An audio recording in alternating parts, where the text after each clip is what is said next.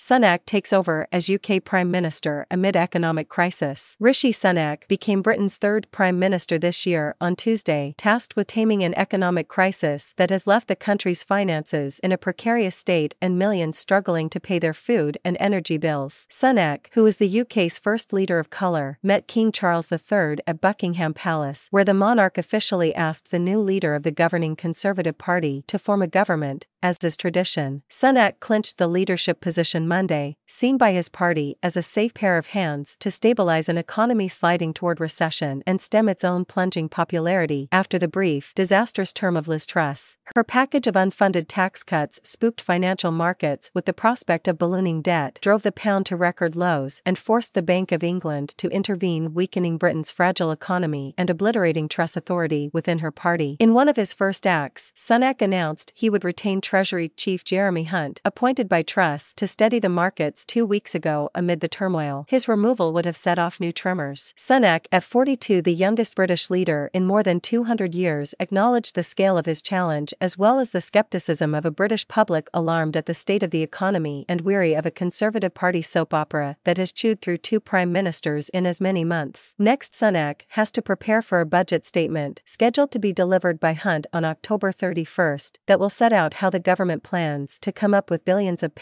dollars to fill a fiscal hole created by soaring inflation and a sluggish economy and exacerbated by Truss destabilizing plans. Truss announced her resignation last week and departed Tuesday after making a defiant public statement in Downing Street, 7 weeks to the day after she was appointed Prime Minister. Truss offered a defense of her low-tax vision, saying she was more convinced than ever that we need to be bold and confront the problems we face. She leaves a Conservative Party trailing the left-of-centre Labour Party in opinion polls. Sunak has at most 2 years to turn its fortunes around. There does not need to be an election until the end of 2024, though public pressure to call an early poll is growing. Jill Rutter, of the Institute for Government, said Sunak's task was to show the Conservatives are capable of governing in a fair way in the national interest.